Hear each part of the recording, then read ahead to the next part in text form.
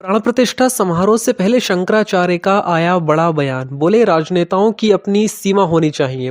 पूरी पीठ के शंकराचार्य स्वामी निश्चलानंद सरस्वती महाराज ने इस बात को सिरे से खारिज किया कि 22 जनवरी को अयोध्या में रामलला के प्राण प्रतिष्ठा कार्यक्रम में शामिल होने को लेकर चारों पीठों के शंकराचार्यों में मतभेद है।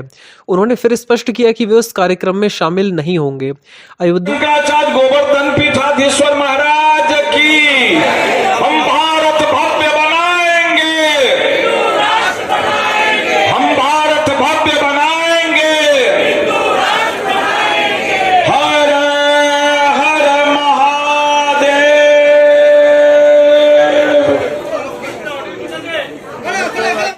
शिवलिंगाय नमः। तन्मे मनः शिव संकल्पमस्तु। सर्वे भवन्तु सुखिनः। धर्म, अध्यात्म, राष्ट्र से संबद्ध जो भी प्रश्न हो बड़े चाव भाव से पूछ सकते हैं। नारायण। अयोध्या से मैंने रूठा, अयोध्या जाता रहता हूँ, लेकिन मेरा कार्यक्रम 22 जनवरी को अयोध्या जाने का नहीं। ही का सनातन संविधान का संरक्षण प्रधानमंत्री का दायित्व होता है। उसमें हेर फेर करने का अधिकार प्रधानमंत्री का नहीं होता। समझ गए? दर्शन, विज्ञान, व्यवहार तीनों दृष्टियों से सनातन संविधान अकाट्य है। रघु, दिलीप इत्यादि महानुभावों ने भी सनातन संविधान का अनुपालन करके ही शासन तंत्र किया था। एक और विचित्र बात, अभी जो भारतीय संविधान है उसकी मान्यता यमराज के न्यायालय में नहीं है, लेकिन सनातन संविधान है वो यमराज को भी मान्य है। कौन व्यक्ति स्वर्ग में जाएगा, कौन व्यक्ति नरक में जाएगा, इसका निर्णय भी सनातन संविधान के ही द्वारा होता है। संविधान ऐसा होना चाहिए जो भगवान को भी मान्य हो, यमराज को भी मान्य हो। संविधान ऐसा नहीं होना चाहिए कि यहाँ तो मान्य हो, दूसरे देश को मान्य न हो, अथवा यमराज को मान्य न हो, ईश्वर को मान्य न हो।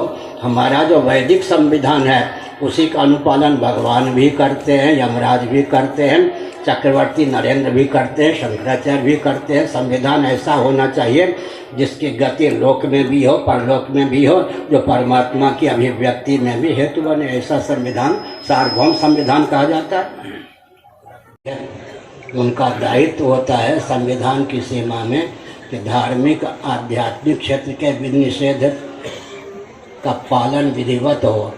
हर क्षेत्र में दखल करना राजनेता का उन्माद माना जाता है। भारतीय संविधान की दृष्टि से भी जघन्य अपराध सिद्ध होता है।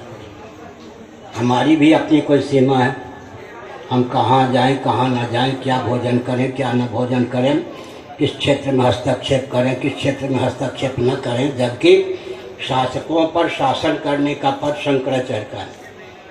फिर मूर्ति प्रतिष्ठा को लेकर जो शास्त्र सम्मत विधि निषेध, उनमें लोभ का, भय का, कोई भावुकता का, विवेक का प्रवेश नहीं है।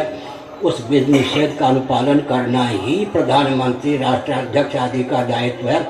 उस विधि का अतिक्रमण करके अपने नाम कमाने का प्रयास करना, भगवान से विद्रोह लेना है, हनुमान जी के गधे का पात्र अपने को बनाना है, चकनाचूर होने का मार्ग प्रशस्त करना।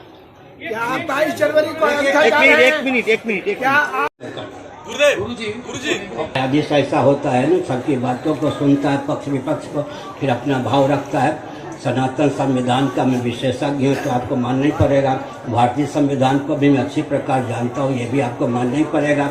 ऐसी स्थिति में सब अपना पक्ष रखेंगे, सबकी बात सुनूंगा और धैर्यपूर्वक ऐसा निर्णय दूंगा जो सबको मान्य होगा। सब प्रसन्नता पूर्वक, चावभाव पूर्वक, अवभाग्य समझकर मानेंगे।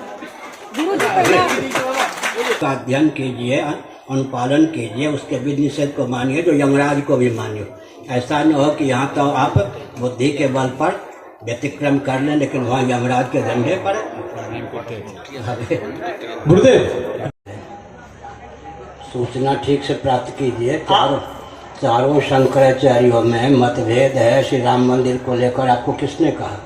ये खबरों में यही आ रहा है जी। गलत प्रचार है मीडिया। तो आप बता दीजिए कि क्या है चारों शंकराचार्यों का क्या मत? जगत गुरु शंकराचार्य जी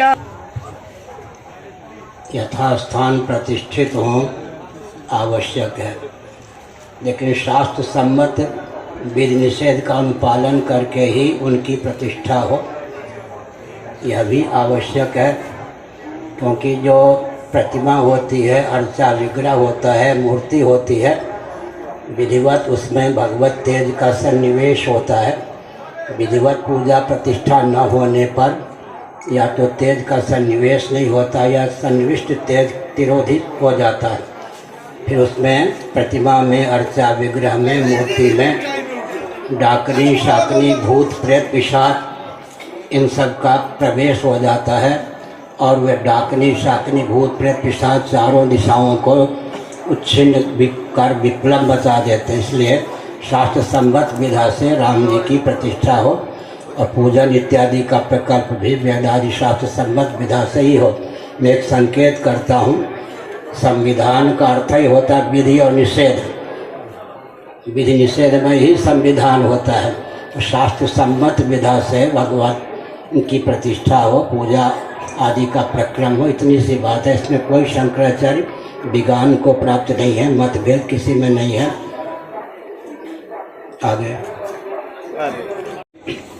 श्री जगन्नाथ मंदिर की आप बात करते हैं। जो सेवायत जिस सेवा में अधिकृत हैं, जिस समय पूजा में अधिकृत हैं, उसके अतिरिक्त वो भगवान की वेदी पर नहीं जा सकते। मर्यादा यहाँ तक समझ गए। जिस सेवा में, जिस समय जो सेवायत अधिकृत हैं, उसके अतिरिक्त समय में भगवान की मूर्ति का स्पर्श नहीं कर सकते, वेदी पर नहीं जा सकते। ये सनातन मर्यादा। गुड कंडक्ट, बैड कंडक्ट को मानते हैं या नहीं? भगवान का जो तेज है, जैसे अग्नि को व्यक्त करते हैं पाषाण के घर्षण के द्वारा, ईंधन के घर्षण के द्वारा व्यक्त करते हैं। आग प्रज्वलित रहे, दाहक और प्रकाशकता उसमें बनी रहे, दाहकता प्रसाद, इसलिए विधि निषेध का अनुपालन करता है। व्यक्ति अगर आहुति डालना छोड़ देंगे, आग बुझ जाएगी। अगर